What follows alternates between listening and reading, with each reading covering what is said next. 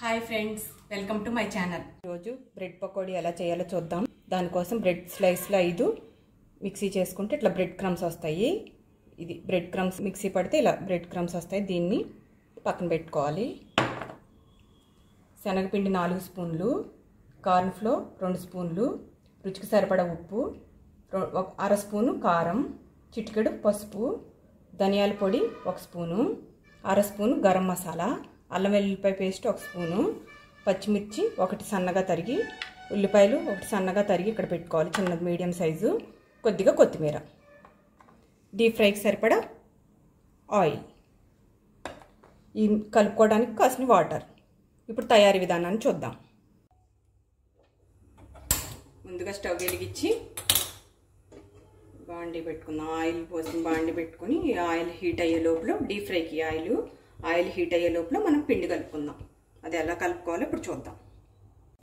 Oil heat అయ్యే లోపల ఈ బ్రెడ్ క్రమ్స్ ఇందులో పోసుకొని, ఈ బౌల్లో పోసుకొని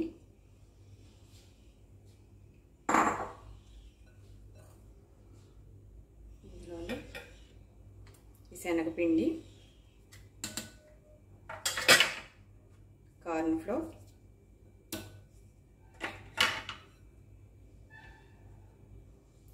ఉల్లిపాయ, కొత్తిమీర,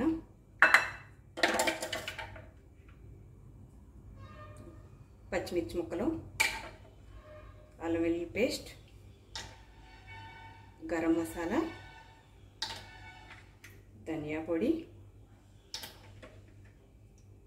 పసుపు, కారం, రుచికి సరిపడా ఉప్పు వేసి వీటన్నిటిని కొద్దిగా కలిసేదాకా కలుపుకోవాలి. ఇలా కలుపుకున్నాక దీనిలో లైట్గా వాటర్ చల్లుకుంటూ కలపాలి. ఎక్కువ వాటర్ పోసేయకూడదు, ముందే ఇలా చల్లుకుంటూ కలపాలి. కొంచెం గట్టిగానే కలుపుకోవాలి ఈ పిండి.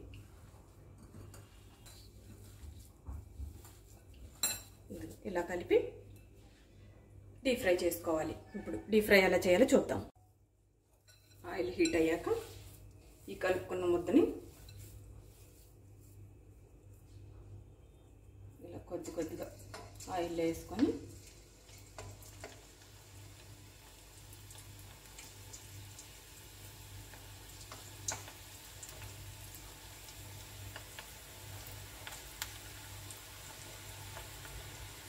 గోల్డెన్ బ్రౌన్ వచ్చాక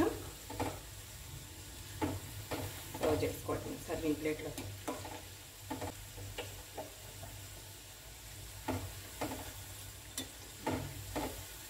ఇవ్వండి వేగిపోయింది. ఇవ్వండి tasty and crispy bread pakoda ready. ఇవి చాలా టేస్టీగా ఉంటాయి. చిన్నపిల్లలు చాలా ఇష్టంగా తింటారు. ఇవి ఈవినింగ్ స్నాక్స్ కింద చాలా బాగుంటాయి. ఈరోజు నేను చేసిన పకోడీ కనుక మీకు నచ్చినట్లయితే లైక్, షేర్ అండ్ సబ్స్క్రైబ్ చేసుకోండి ఫ్రెండ్స్. Thank you.